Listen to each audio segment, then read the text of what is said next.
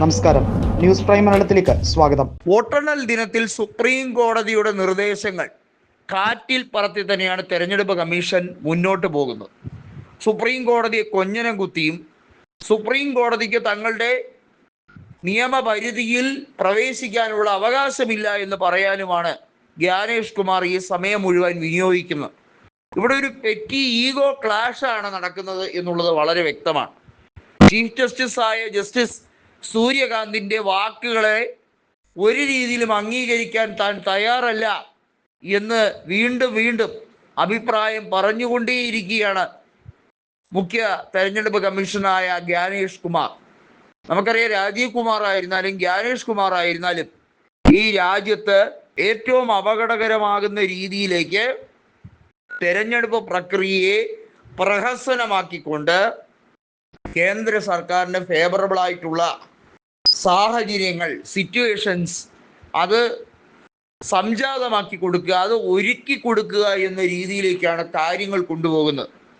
ഈ രാജ്യത്ത് TN ശേഷനെ പോലെ നിരവധിയായിട്ടുള്ള സത്യസന്ധരായ ഏറ്റവും പ്രഗത്ഭരായ ഉദ്യോഗസ്ഥർ, IAS കേഡറിലെ ഉദ്യോഗസ്ഥർ ഇരുന്ന സ്ഥലത്താണ് ജ്ഞാനേഷ് കുമാറിനെ അമിത്ഷാ പിടിച്ച് പാതിരാത്രിക്ക് നിയമിച്ച് BJPയുടെ വെറും ഒരു കൗണ്ടിങ് ഏജന്റിനെ പോലെ പ്രവർത്തിക്കുന്നത്. നോക്കൂ, വെറും ഒരു കൗണ്ടിങ് ഏജന്റിനെ പോലെ തരം താഴ്ന്ന രീതിയിൽ, അതായത് ഏതെങ്കിലും ഘട്ടത്തിൽ വോട്ടെണ്ണലിൽ മന്ദഗതിയിലോ അല്ലെങ്കിൽ സംശയം തോന്നിയാൽ വീണ്ടും ബഹളം ഉണ്ടാക്കുന്ന കൗണ്ടിങ് ഏജന്റുമാരെ പോലെയാണ് ജ്ഞാനേഷ് കുമാറിന്റെ പെരുമാറ്റമെന്ന് AICC നേതൃത്വം വെറുതെ പറഞ്ഞതല്ല.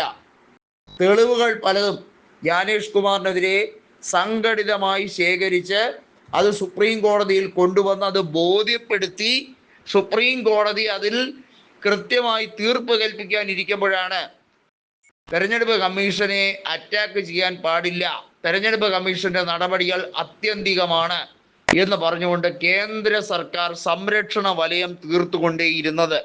കേന്ദ്ര സർക്കാരിന് എന്ത് തെമ്മാടിത്തരവും കാണിക്കാം, അതിലൊന്നും ചോദ്യം ചെയ്യാൻ സുപ്രീം കോടതിക്ക് ഒരു രീതിയിലും അധികാരമില്ല. ഇതൊരു ഭരണഘടനാപരമായി ജനാധിപത്യ രാജ്യമായതുകൊണ്ട് കേന്ദ്ര സർക്കാർ 5 കൊല്ലം ഭരിക്കുമ്പോൾ എന്ത് രീതിയിലും പ്രഹസനങ്ങൾ കാട്ടിക്കൂട്ടാം എന്നൊക്കെയാണ് ഭരണഘടനയെ വളച്ചൊടിക്കാൻ ശ്രമിക്കുന്നത്. ഇവിടെയാണ് സുപ്രീം കോടതിയുടെ പരിധിയെ ലംഘിക്കാൻ വേണ്ടി തെരഞ്ഞെടുപ്പ് കമ്മീഷന് പ്രത്യേകമായ പ്രിവിലേജ് ഒരുക്കി കൊടുത്തിരിക്കുന്നത്. കള്ളവോട്ടും അതുപോലെ തന്നെ VVPAT തിരിമറി ഉൾപ്പെടെയുള്ള കാര്യങ്ങൾ കണ്ടുപിടിക്കാതിരിക്കാൻ നിശ്ചിത സമയത്തിനുള്ളിൽ ഡിലീറ്റ് ചെയ്ത് കളയാനുള്ള പെർമിഷൻ വരെ കൃത്യമായി തെരഞ്ഞെടുപ്പ് കമ്മീഷന് കൊടുത്തു വെച്ചിരിക്കുകയാണ് കേന്ദ്ര സർക്കാർ. കേന്ദ്ര സർക്കാർ പ്രത്യേകിച്ചും ക്യാബിനറ്റ് കൂടിയാലോചിച്ചാണ് ഈ രീതിയിലുള്ള അഡ്ജസ്റ്റ്മെന്റ് മുഴുവൻ ചെയ്തു വെച്ചിരിക്കുന്നത് എന്നുള്ളത് നമുക്കെല്ലാവർക്കും ബോധ്യപ്പെട്ട കാര്യം തന്നെയാണ്.